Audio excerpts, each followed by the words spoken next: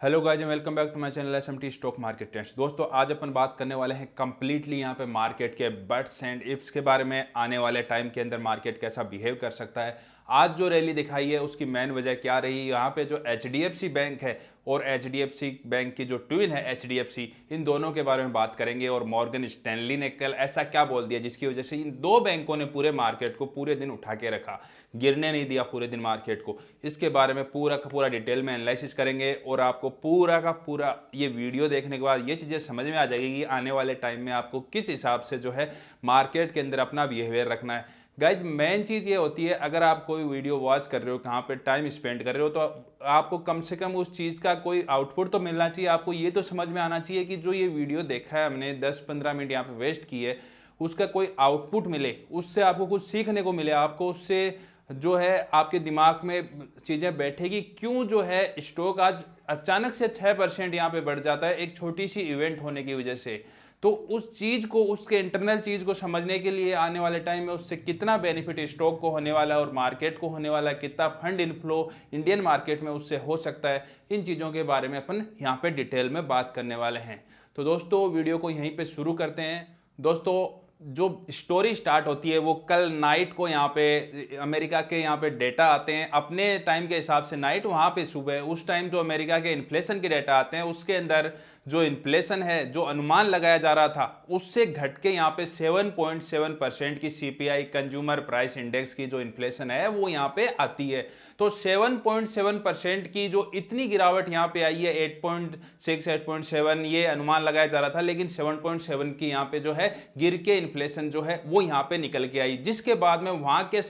सारे मार्केट्स हैं उन्होंने गजब की रैली यहाँ पे दिखाई। तो ये तो यहाँ पे कंफर्म था कि इंडियन मार्केट यहाँ पे जो है गैप अप करने वाला है, क्योंकि वहां पे जो डाउ जोन्स के अंदर जो कल रैली आई थी वो यहाँ पे 2020 के बाद में सबसे बड़ी रैली थी। जो कोरोना के बाद में जो रैलियां शुरू हुई थी उसमें जो रैली आई थी, उसके बाद में सबसे बड़ी जो one day rally, intraday rally थी वो कल आई थी अमेरिकन मार्केट में। इवन नेस्डैक तो 7% के अराउंड जो है यहाँ पे वन डे के अंदर बढ़ गया। उसके बाद में अपन ने देखा कि आज अपने मार्केट के अंदर आप एक बार एक चीज नोटिस करोगे तो ओनली एक एचडीएफसी बैंक ऐसा है बैंकिंग सेक्टर में जिसके वेटेज की वजह से आज अपन बैंक निफ्टी को ग्रीन में देख पाए, वरना तो बैंक निफ्टी जो इंडेक्स है वो यहाँ पे रेड में क्लोज होती हुई अपन को दिखती। उसकी जो मेन वजह थी वो थी गाइज मॉर्गन स्टैनली की जो इंडेक्स है, इंटरनेशनल कैपिटल इंटरनेशनल इंडेक्स है, उसने यहाँ पे कुछ चीजों के अंदर, कुछ रूल्स के अंदर बदलाव किया। मैं यहाँ पे आपको बता दूं कि जो एमएससीआई है, मॉर्गन स्टैनली की जो ये इंडेक्स है, ये क्या काम करती है और इसका क्या महत्व है, जिसकी वजह से इसने कुछ रूल जो है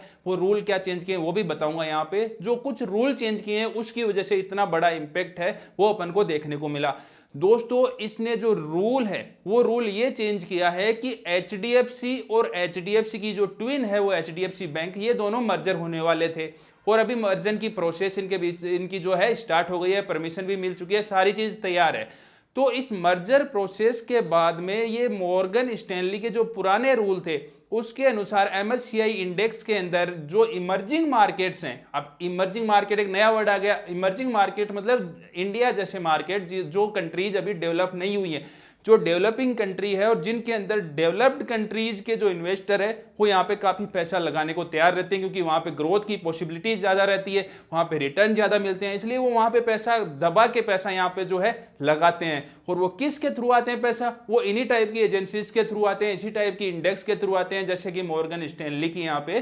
कैपिटल वाली जो ये इंडेक्स अभी मैंने आपको बताया वो उसके थ्रू। तो ये जो पैसा यहाँ पे आता है इनके थ्रू, तो ये पैसा आता है। अब इसके अंदर अब एमएससीआई की इंडिया इंडेक्स है उसके अंदर 83 स्टॉक हैं। अब 83 स्टॉक में जो लगभग एचडीएफसी का जो परसेंटेज है, वेटेज रखता है जो एचडीएफसी ग्रुप, वो यहाँ पे लगभग एचडीएफसी बैंक 5% का वेटेज रखता है। जो पुराने रूल थे, इसके पुराने रूल के हिसाब से अगर दो एंटिटी मर्ज होती है तो उसके जो टोटल कैपिटल है, टोटल मार्केट कैप है, उसको प्लस करके उसको मल्टीप्लाई बाई 1/2 कर देते थे, मतलब उसका आधा कर देते थे। तो उस रूल के हिसाब से तो इसका जो वेटेज बनता मर्जर के बाद में, वो वेटेज कुछ ज्यादा नहीं बनता, लगभग उसके आसपास ही रहता, क्योंकि आधा हो जाता दोनों का, तो दोनों का आधा हो जाता तो वो आधा जो वेटेज बनता। अब अगर कोई मान लो मैं अमेरिका का इन्वेस्टर हूं और यहाँ पे इंडिया के अंदर मैं पैसा लगाना चाहता हूं, तो मैं अगर MSCI के थ्रू लगाऊंगा तो इंडेक्स में देखूंगा कौन से स्टॉक हैं, उनका कितना वेटेज है, उस हिसाब से मैं एज ए म्यूचुअल फंड में जैसे पैसे डालते हैं उसके वेटेज के हिसाब से मैं पैसे डाल दूंगा उसके अंदर ज्यादा, उसके जिसका वेटेज ज्यादा है जिसका कम है उसके अंदर थोड़ा कम डाल दूंगा। इस हिसाब से जो है एक रेगुलर इन्वेस्टर है वो यहाँ पे इमर्जिंग मार्केट के अंदर पैसा डालता है। लेकिन अब यहाँ पे कल इन्होंने जो है इमर्जिंग मार्केट के लिए रूल्स हैं उनके अंदर एक बड़ा बदलाव किया। अब वो बदलाव क्या किया इन्होंने, बदलाव ये किया गाइज कि यहाँ पे जो है जो मल्टीप्लाइंग फैक्टर था जो 0.5 था पहले आफ्टर मर्जर, वो मल्टीप्लाइंग फैक्टर कर दिया है 1।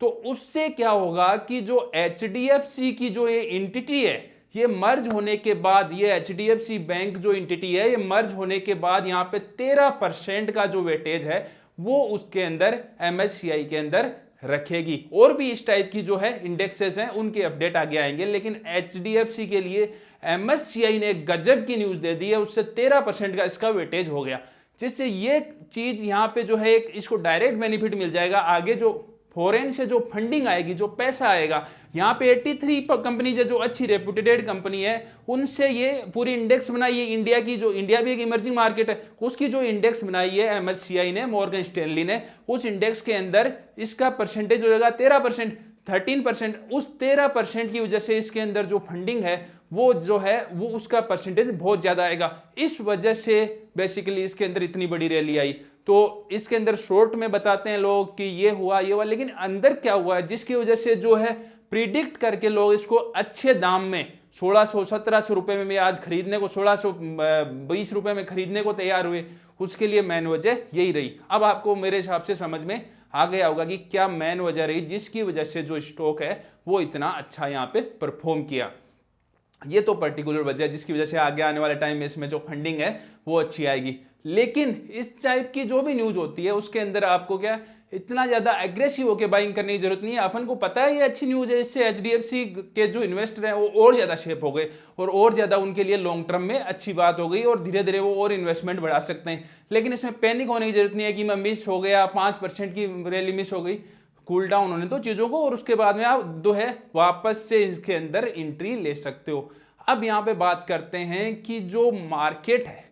मार्केट में भी अगर बात करोगे तो मार्केट के बिहेवियर की यहाँ पे बात करनी पड़ेगी कि मार्केट में आज के दिन के अंदर अगर मैं बैंक निफ्टी की बात, और निफ्टी के अंदर भी लगभग 350 पॉइंट की रैली थी, उसमें 100 पॉइंट की रैली तो इन्हीं ग्रुप की वजह से यहाँ पे अपने को देखने को मिली है। तो एक तो ये चीज हो गई। अब अपन डिस्कस कर लेते हैं कि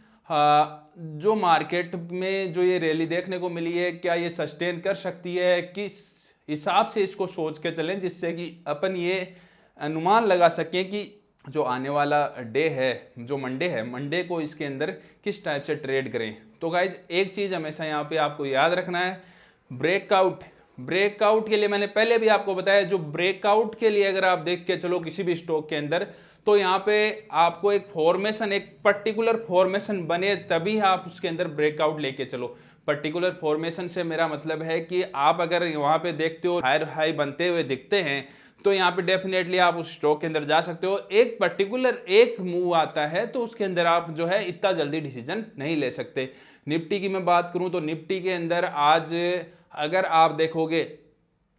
तो निफ्टी ने अपना ऑल टाइम जो 52 वीक हाई है लगभग उसको क्रॉस कर दिया, 18,351। और जो HDFC बैंक है उसका 52 वीक हाई अगर आप बात करोगे तो 1720 रुपए के लगभग है, तो 1720-1722 रुपए उसका 52 हाई है। तो उसके हो सकता है वो अगर ब्रीच करता है 2-4 दिन में तो आपको एंट्री नहीं लेनी है, क्योंकि इतना जल्दी अगर वो ब्रीच करता है तो इसका मतलब है कि उसके अंदर आप रिवर्सल देख सकते हो। लेकिन अगर वो स्लोली लोअर जो हायर लोज बनाता जाता है और हायर हाइज बनाता जाता है तो डेफिनेटली वो एक स्टेप वाइज स्टेप चढ़ रहा है, तो वहां पे एक आपको ब्रेकआउट उस जो 52 वीक हाई है उसको ब्रेक करके आगे आते वाले टाइम पे आपको देखने को मिल सकता है। इन 2-4 चीजों का आपको ध्यान रखना है ताकि जो इन्वेस्टर है वो यहाँ पे गलत इन्वेस्टमेंट से बच सके इस मार्केट के अंदर और एक अच्छा और एक बहुत ही सटीक इन्वेस्टमेंट प्लान अपना यहाँ पे डिजाइन कर सके इस टाइप के स्टॉक में जो अच्छे स्टॉक्स हैं और जहाँ पे अपन को एक अच्छा रैली यहाँ पे देखने की पॉसिबिलिटीज बनती है। तो ये इसके बारे में पूरा कंप्लीट एनालिसिस था। आपको ये एनालिसिस एचडीएफसी ग्रुप की इस न्यूज के ऊपर और जिसने आज पूरे मार्केट को उठा के रखा उस पर कैसा लगा मुझे नीचे कमेंट में जरूर बताएं, और आपका कोई भी इससे रिलेटेड डाउट हो तो नीचे कमेंट करें। थैंक यू दोस्तों।